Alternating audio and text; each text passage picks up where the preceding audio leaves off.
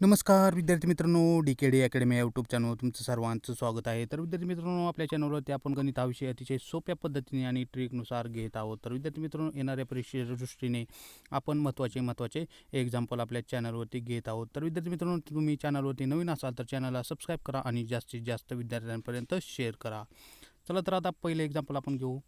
आता पहिलं एक्झाम्पल बघा, 2000 रुपये रकमेवर 5% दराने 2 वर्षाचे चक्रवाढ व्याज किती हे आपल्याला विचारलेलं आहे. तर विद्यार्थी मित्रांनो बघा, आपण चक्रवाढ व्याजवरती टॉपिक वाईज सिरीजमध्ये तुम्हाला ट्रिकनुसार चक्रवाढ व्याज कसं काढायचं ते तुम्हाला सांगितलेलं आहे. आता बघा, हे एक्झाम्पल कसं सोडवायचं कमीत कमी कॅल्क्युलेशनमध्ये तुम्हाला मी सांगणार आहे. आता बघा, 2 वर्षाचे चक्रवाढ व्याज सांगितले म्हणून काय करायचं आहे, 2 वर्षाचं म्हणल्यावर काय गुणोत्तर म्हणजे 2/1 त्याचं गुणोत्तर आहे. आता बघा, दर किती दिला आपल्याला 5%, मुद्दल किती दिले 2000. आता 2000चे 5% पहिल्यांदा काढायचं. किती 2000चे 5% काढले तर 20×5 100. आता हे 100 काय करायचं सुरुवातीला गुणायचं. आता काय करायचं नंतर 100चे नंतर 5% काढायचे. आता 100चे नंतर 5% काढले तर राहतात किती 5. तर हे 5 काय करायचं 1च्या खाली लिहायचं, गुणुले 5 करायचं. आता बघा, 2 गुणुले 100 किती येते 200 आणि 1 गुणुले 5 किती येते 5. काय यांची काय करायची बेरीज करायची, म्हणजे 200 अधिक 5 किती 205. म्हणजे आपला आन्सर म्हणजे 2 वर्षाचं चक्रवाढ व्याज किती आलेलं आहे 205. म्हणजे आपलं ऑप्शन क्रमांक 1 हे आपलं बरोबर आन्सर असणार आहे. आता पुढचं एक्झाम्पल बघा, राजेशच्या खिशात 5 रुपये 10 रुपयाच्या 20 रुपयाच्या समान नोटा आहेत. त्याच्याजवळ 140 रुपये आहेत. तर प्रत्येक प्रकारच्या नोटा किती. आता विद्यार्थी मित्रांनो बघा, समजा राजेशकडं 5 रुपयाच्या एक्स नोटा आहेत, 10 रुपयाच्या एक्स नोटा आहेत आणि 20 रुपयाच्या एक्स नोटा आहेत. तर त्याच्याजवळ एकूण रुपये किती आहेत 140 रुपये त्याच्याजवळ आहेत. आता आपण यांची बेरीज केली तर बघा किती येते 20 आणि 10 30 आणि 35. 35 एक्स बरोबर 140. आता एक्स बरोबर आहे काय 35ला इकडे डिवाइडमध्ये पाठवायचं, म्हणजे 35 भागिले 140 भागिले काय करायचं 35 करायचं. आता बघा 35 एक 35 35 चौक 140 म्हणजे एक्स बरोबर काय आलं 4 आलं. म्हणजे प्रत्येक प्रकारच्या नोटा आपल्याकडे किती जवळ येत्या राजेशच्या खिशात प्रत्येक प्रकारच्या नोटा किती येत्या 4 आहेत. म्हणजे ऑप्शन क्रमांक 1 हे आपलं बरोबर आन्सर असणार आहे. आता पुढचं एक्झाम्पल बघा, जयने एक वस्तू 400 रुपयाला खरेदी केली व 480ला विकली तर जयला शेकडा नफा किती झाला. आता विद्यार्थी मित्रांनो बघा, 400 रुपयाला त्यानं खरेदी केली आणि 480 रुपयाला विकली. आता यांच्यामध्ये गॅप कितीचा आहे 80 रुपयाचा, म्हणजे त्याला काय झाला आहे 80 रुपयाचा नफा झाला आहे. आता 80 रुपयाचा नफा कितीवर झाला आहे 400 रुपयावर 80 रुपयाचा नफा झाला आहे. आता गुणुले काय करायचं 100 करायचं, कारण आपल्याला शेकडा नफा विचारलेला आहे.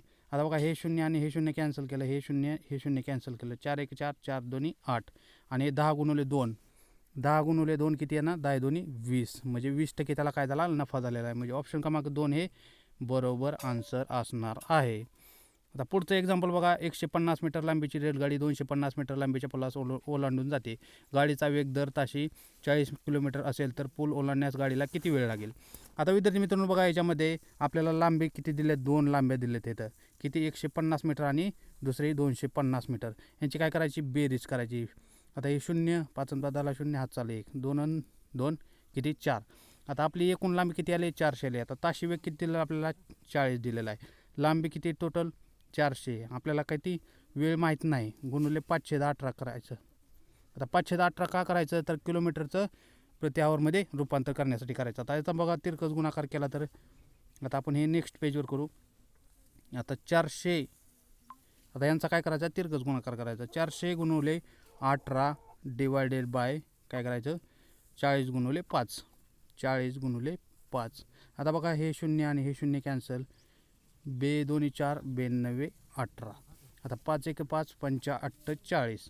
आता बघा 8 9 72 भागिले 2. आता 72 भागिले 2 किती 36. म्हणजे 36 काय असेल त्याचा तर किती वेळ लागेल त्याला 36 सेकंद. म्हणजे ऑप्शन क्रमांक 1 हे आपलं बरोबर आन्सर असणार आहे. आता पुढचं एक्झाम्पल बघा, श्रीकांत आपल्या पत्नीपेक्षा 5 वर्षांनी मोठा असून पत्नी त्याच्या मुलीच्या 5 पट वयाची आहे. जर मुलीचे 3 वर्षापूर्वीचे वय 4 वर्ष असेल तर श्रीकांतचे आपल्याला वय विचारलेलं आहे, कधीच आजचं वय विचारलेलं आहे.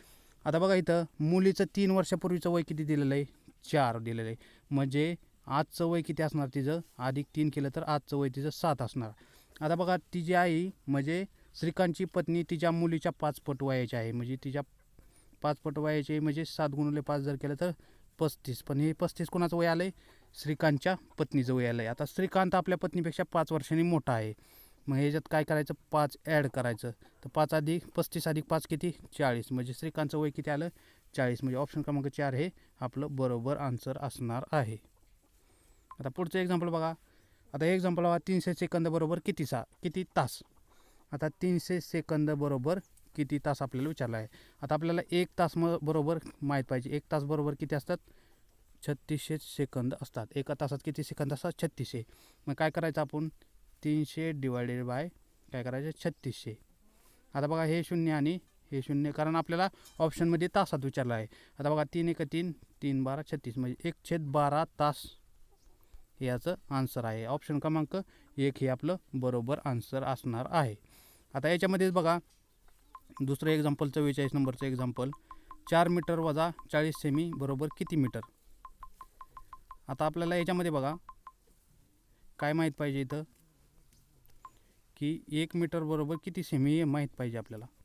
1 मीटर बरोबर किती सेमी. आता बघा इथं आपल्याला दिलं आहे 4 मीटर दिलं आहे. आता 1 मीटर बरोबर किती असतं, 100 सेमी असते. किती, 100 सेमी. मग 4 मीटर बरोबर किती सेमी, 4 मीटर बरोबर किती, 400 सेमी असते. 400 सेमी. आता इथं काय 400मधून आपण काय करायचं, 40 वजा करायचं. राहतं किती, 400मधून 40 वजा केल्यावर 360. आता 360 हे काय आपलं सेमीमध्ये आलेलं आहे. किती आलेलं आहे, सेमीमध्ये. आता नेक्स्ट पेजवर करू आपण. 360 हे काय आलेलं आहे, सेमीमध्ये आलेलं आहे. पण आपल्याला विचारलं आहे काय, तर त्यांना आपल्याला विचारलं आहे की मीटरमध्ये विचारलं आहे. मग काय करायचं, त्याला डिवाइड 100 करायचं, कारण 1 मीटर बरोबर 100 सेमी असते. आता बघा हे 0 आणि हे 0 कॅन्सल केलं. आता हे 10 इथलं 0 घालवण्यासाठी काय वरी पॉईंट द्यायचं, म्हणजे किती, 3.6 काय आपलं मीटर हे आपलं आन्सर असणार आहे. म्हणजे ऑप्शन क्रमांक किती आपलं, ऑप्शन क्रमांक 4 हे आपलं बरोबर आन्सर असणार आहे. तर विद्यार्थी मित्रांनो, आजच्या सेशनमध्ये आपण इथेच थांबू. तर तुम्ही DKD अकॅडमी या यूट्यूब चॅनलवर नवीन असाल तर चॅनलला सबस्क्राईब करा आणि जास्तीत जास्त विद्यार्थ्यांपर्यंत शेअर करा. तर सर्वांना धन्यवाद.